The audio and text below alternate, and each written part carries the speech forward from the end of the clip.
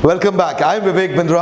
I am a motivation speaker, leadership consultant और business coach. मेरी इच्छा रहती है कि आपको इस चैनल के माध्यम से सारे वो पावरफुल टूल्स और वो सारे बिजनेस के मेथड्स और प्रोसेसेस आपको शेयर करता रहूं, ताकि हमारे देश में छोटे छोटे व्यापारियों को वो मदद, वो नॉलेज मिल सके जो उनको वेस्टर्न यूनिवर्सिटीज में जाके नहीं मिली। आज बात करूंगा मैं कि एक ऐसे इकोसिस्टम बिल्ड कर देते हैं एक कॉमनैलिटी के बेसिस पे। पीड़ित लोग, जब कई पीड़ित लोग, कई दुखी लोग, कई परेशान लोग मिलकर के इकट्ठे जुट हो जाते हैं, एकजुट हो जाते हैं, उस लीगल फॉर्मेशन को सरकार ने एक लीगल फॉर्मेशन की पॉसिबिलिटी दी है जिसको बोलते हैं कोऑपरेटिव सोसाइटी। कोऑपरेटिव सोसाइटी में एक कॉमन इकोनॉमिक इंटरेस्ट को सेफगार्ड करने के लिए, कॉमन सोशल इंटरेस्ट को, या कॉमन और किसी ऐसे इंटरेस्ट में जिसको सामने वाले को लूटा जा रहा हो, दुखी किया जा रहा हो, बहुत सारे पीड़ित लोग इकट्ठे मिलकर के सामने समाज में कई चुनौतियों का इकट्ठे एकजुट होकर सामना कर सकते हैं, और उस मूवमेंट को बोलते हैं cooperative movement, cooperative society. Cooperative society ये जिस प्रकार private limited company, public limited company, partnership company, LLP या प्रोप्राइटरशिप,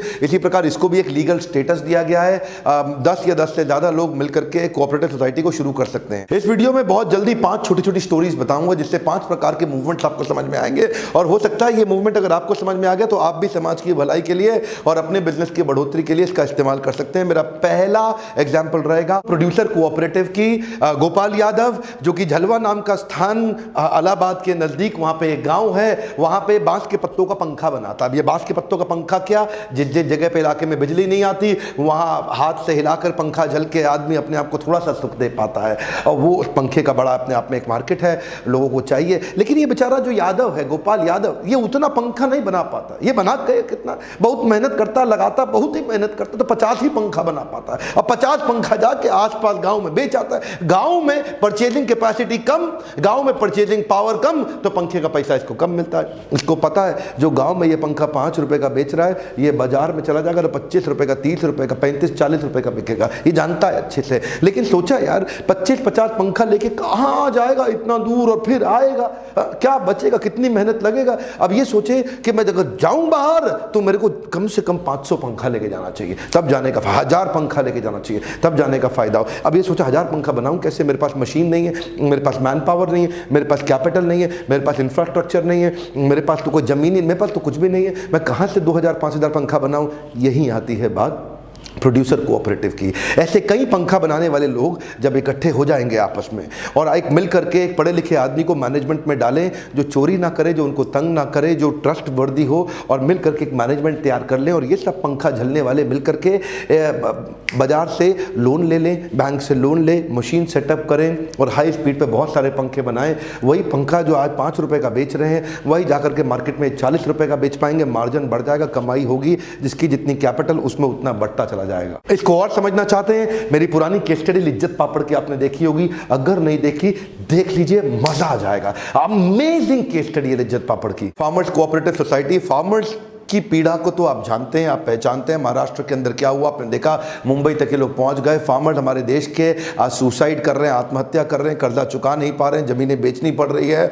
क्यों ऐसा हो रहा है? क्योंकि उनको ठीक पैसा मिल नहीं पाता उनके लिए मार्केट में। तो आज एक कहानी शुरू करूंगा। साउथ कश्मीर का एक प्यारा सा इंसान गुलाम मोहम्मद, इसके पास एक भैंस थी जिससे ये उत्पादन करता था 12 लीटर दूध का। ध्यान दीजिएगा, 2 लीटर ये घर में यूज करता था, 10 लेकर के बाहर बाजार में जाता था कि भैया 10 लीटर दूध मैं बेचना चाहता हूं, क्योंकि इसको उत्पादन में मेरा को कुछ खर्चा लगा, वो खर्चा निकलेगा, कुछ पैसा बचेगा। जिसको ये दूध बेचने जाता था वो उसको 18 रुपए लीटर देता था। कहता था मुझे मार्केट में जाना, मुझे आगे जाकर के देना है, मेरे खर्चे हैं, वो उसको 18 देता था। 18 रुपए लीटर में, इस 18 रुपए लीटर इसको मिलता था। मार्केट का रेट 40 रुपए लीटर का था। बीच का पैसा वो मिडिलमैन बीच में खा जाते थे। अब ये उनसे बहस करे तो वो माने नहीं, इसका अपना खर्चा भी ना निकल पाए। तो एक दिन गुलाम मोहम्मद ने सोचा क्यों ना ऐसा करूं कि मैं खुद ही शहर चले जाऊं और मैं खुद जाकर के शहर में दूध बेचा। उसमें क्या दिक्कत है, बीच में मिडिल मैन की मुझे जरूरत ही नहीं। अब वो शहर जाने के लिए उसको चाहिए थी मोटरसाइकिल। मोटरसाइकिल वो खरीदने गया वहां पे साहूकार से मोटरसाइकिल खरीदने गया, तो वहां पे उसको 5% ब्याज पे उसने मोटरसाइकिल दी, यानी कि कर्जा दिया जिससे मोटरसाइकिल खरीदे वो। अब 5% का मतलब हो गया साल का 60% ब्याज के ऊपर लिया, तो वो उसके ऊपर इतना भार पड़ गया जिसका वो अनपढ़ व्यक्ति हिसाब जोड़ नहीं पाया। बहरहाल ये मोटरसाइकिल तो ले आया और दूध 5 दिन का इकट्ठा करता, 50 लीटर दूध लेकर के शहर जाता। शहर में वहां मंडी पे जो आदमी बैठा वो उसको बोलता, ये तेरा कम से कम इसमें 20 लीटर तो खराब हो गया। 50 में तेरा 20 खराब है, इतने दिन से तू रखा हुआ है, तो 30 का पैसा दूंगा, बाकी 20 का दूंगा नहीं।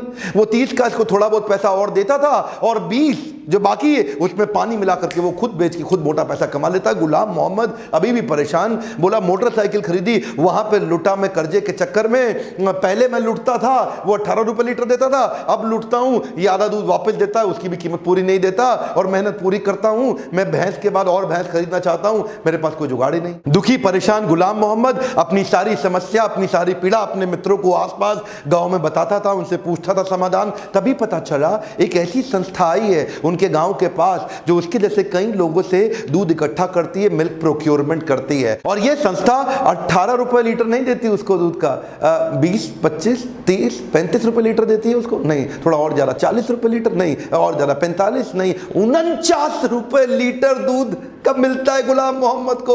और इस संस्था का नाम क्या है? अमूल। इसको बोलते हैं सहकारिता, इसको बोलते हैं कोऑपरेटिव मूवमेंट, कोऑपरेटिव सोसाइटी की ताकत। अमूल ने ऐसे कई लोगों को व्हाइट रेवोल्यूशन, श्वेत क्रांति के माध्यम से उनको सही पैसा दिलाया। वो पैसा इमीडिएट देता है, कोई उधारी का चक्कर नहीं, पूरा दूध लेता है फ्रेश, रोज आके कलेक्ट करता है। इस गुलाम मोहम्मद को शहर जाने की आवश्यकता नहीं, गुलाम मोहम्मद के घर के नजदीक आ जाता है। इसे कहते हैं सहकारिता। अमूल का आज टर्नओवर 38,000 करोड़ रुपए का, एक अमाउंट कितना, 38,000 करोड़ रुपए का। अमूल हमारा क्लाइंट भी है। और खुशी की बात बताएं, पिछले 7 साल के अंदर अमूल ने 24 रुपए लीटर से रेट को बढ़ा के 49 रुपए लीटर कर दिया है, जो आज एक किसान को अमूल देता है। जो किसान, देखिए ध्यान दीजिए, ये इतना पैसा जो अमूल बढ़ा रहा है, मेरा मन करता है अमूल के ऊपर एक पूरी केस स्टडी बना दूं। अगर आप चाहते हैं कि अमूल पे पूरी केस स्टडी सुनना तो नीचे कमेंट बॉक्स में जरूर बताइएगा, ज्यादा लोगों का कमेंट आएगा तो अमूल पे भी केस स्टडी दूंगा। मेरा तीसरा उदाहरण है housing cooperative society. Housing cooperative society भी बनाई गई है कुछ बिल्डरों के द्वारा, बहुत सताए जाने के कारण, उनके साथ तंग करने के कारण। पीछे एक उदाहरण के रूप में अब तो रेरा कंप्लायंस आ गया। खैर, अगर आप जब भी कोई फ्लैट खरीदना चाहते हैं तो पहले बिल्डर चेक कर लीजिए रेरा कंप्लायंट है कि नहीं है। रेरा कंप्लायंस पे आपकी सुरक्षा बढ़ जाती है। Coming back to the example, 2010 के आसपास एक बिल्डर ने कुछ फ्लैट लॉन्च किए पुणे के पास में, महाराष्ट्र में, और वहीं एक साहब ने, सज्जन ने जाके वहाँ पैसा दिया। अपना 20% देने के लिए उन्होंने अपना 1 BHK फ्लैट बेच करके दे दिया और बाकी का लोन ले लिया। और बोला गया उनको कि 2013 के अंदर उनको फ्लैट मिल जाएगा। 2013 आया तो बोला 2015 में मिलेगा, थोड़ा डिले हो गया। 2015 आया तो बताया मार्केट में बहुत तकलीफें चल रही हैं, 2017 में होगा, 2020 में होगा। अल्टीमेटली बेचारे का मकान भी बिक गया जिसमें रहता था, जो खरीदना चाहता था वो मिला नहीं, ऊपर से लोन सर पे और चढ़ गया, बैंक की किस्तें बन गई, किस्तें देनी पड़ रही हैं, जाए तो कहाँ जाए आदमी। इसके लिए हाउसिंग कोऑपरेटिव सोसाइटीज कहीं बनी, और तभी उस आदमी को उनके रिश्तेदारी ने मिल करके, इस प्रकार के 100 लोग इकट्ठे हुए, 100 लोगों ने मिलकर ज़मीन खरीदी। उस जमीन पे एक अच्छे बाहर से एफिशिएंट, इफेक्टिव कॉन्ट्रैक्टर को पकड़ा जिसके पास पूरा एक्सपीरियंस था, ऊपर मैनेजमेंट अच्छी बनाई कोऑपरेटिव सोसाइटी में, और उसी ने उनके लिए पूरी सोसाइटी तैयार कर दी। सोसाइटी खड़ी हो गई। वही सोसाइटी का फ्लैट जो पहले उनको 4,000 रुपये पर स्क्वायर फीट पड़ रहा था, वही अब उनको 3100 रुपये, 3,000 रुपये स्क्वायर फीट पड़ गया। क्यों? क्योंकि बड़े सारे मार्जिन खत्म हो गए, कई लोगों को बहुत सारी सैलरियाँ नहीं देनी, मार्केटिंग की कॉस्ट खत्म, ब्रांडिंग की कॉस्ट खत्म, और वही फ्लैट जो 4,000 रुपये का पड़ता था अब 3,000 का हो गया। हो सकता है 2900 का पड़े। कोऑपरेटिव सोसाइटी में कई बार प्रॉफिट भी हो जाता है, सरकार उस पर टैक्स भी नहीं देती, उसके बेनिफिट भी होते हैं। आप अगर उसमें से कुछ फ्लैट बेच दें तो आपको और ज्यादा इनकम हो जाए, जिसको आप आपस में बाद में उन सारे मेंबर्स के अंदर बांट दें जिन्होंने अपना पैसा इन्वेस्ट किया था। चौथा है क्रेडिट कोऑपरेटिव सोसाइटी। इसके लिए मैं आपको यूपी के अंदर पीलीभीत के पास एक गांव की कहानी सुनाता हूं। एक साहब, अब बेचारे उनके पास उनको बैंक लोन देता नहीं, क्योंकि उनके पास वो क्रेडेंशियल्स ही अवेलेबल नहीं है जिससे बैंक उनके लोन को अप्रूव कर सके। बेटी की शादी आ गई, बेटी की शादी में पैसा चाहिए, गए साहूकार के पास। साहूकार कौन? उस इलाके का पीलीभीत का सबसे बड़ा बाहुबली। बोला ले जाओ पैसे, कोई बात नहीं। ये जाकर के उनसे मांगे 10 लाख रुपए। वो बोले ठीक है, कोई बात नहीं, आपको दूंगा 4% पे ब्याज, बहुत सस्ते में दे रहा हूं। ये बोला दे दो, कोई बात नहीं। 4% मतलब क्या हो गया? साल का 50%। साल का 50% मतलब उसका 10 लाख, अगले साल 15 लाख रुपए हो जाएगा। क्या? हाँ, अगले साल 15 लाख हो जाएगा। अब वो सोचा यार 15 लाख ना हो जाए कहीं, 6 महीने में जुगाड़ करके इसको मैं 12.5 ही वापस कर देता हूं, क्योंकि 6 महीने में कर दूंगा, 1 साल में 15 तो 6 महीने में 12.5 ही होगा ना, 5 की जगह 2.5 आधा अमाउंट हो गया। तो ये 12.5 लेके पहुंच गया उनके पास 6 महीने के बाद। बोला ऐसा है सेठ जी, ये 12.5 लाख रुपए आपके वापस देता हूं। सेठ जी बोले क्या 12.5 कैसे भाई, तेरे तो 14.5 बन गए। बोला 6 महीने में तो दे दिया मैंने आपको। नहीं, तेरे प्री पेमेंट चार्जेस भी तो हैं, वो काफी मोटे लग जाते हैं। तेरे प्रोसेसिंग फीस चार्जेस भी तो हैं, वो तो मैंने तुझसे लिए ही नहीं। और इंटरेस्ट, ये तो कंपाउंडिंग इंटरेस्ट था राजा, इसलिए तेरा अमाउंट थोड़ा बढ़ गया। अब ये बेचारा गांव का आदमी, इसने क्या किया, इसको कहीं सुझाव दिया गया। कई लोगों के साथ मिलकर इन्होंने क्रेडिट कोऑपरेटिव सोसाइटी बना दी, जिसमें लोग मिलकर के अपना पैसा डालते हैं। पूरा पक्के खाते में पैसा जाता है, सब मिलकर अपना डालते हैं। जो जिस प्रपोर्शन में डालते हैं उस प्रपोर्शन में इनको मनी लेंडिंग का बाद में बेनिफिट मिलता है। जिसको चाहिए वो उसमें से विड्रॉ भी कर सकता है। तो पहले जो 50% पे करना पड़ रहा था, अब वो 10% पे बोरोइंग कर पा रहे हैं, यानी कि एकदम अचानक 1/5 हो गई इनकी कॉस्ट। बिहार में भागलपुर के नज़दीक एक पास के गाँव में शंभू नाम का आदमी रहा करता था। वो शंभू जो दुकानदार के पास गया 1 लीटर तेल लेने के लिए, तो उस पर MRP लिखा हुआ 225 रुपए। MRP तो आप लोग जानते हैं ना, मैक्सिमम रिटेल प्राइस, यानी कि उससे ज़्यादा नहीं चार्ज किया जा सकता। वो दुकानदार उससे 250 रुपए मांगता। वो बोला भैया ज़्यादा क्यों मांग रहे हो? दुकानदार बोला मुझको दूर जाकर शहर से लाना पड़ता है, मेरी एक्स्ट्रा कॉस्ट आती है, इसलिए तो मैं लूंगा ही लूंगा।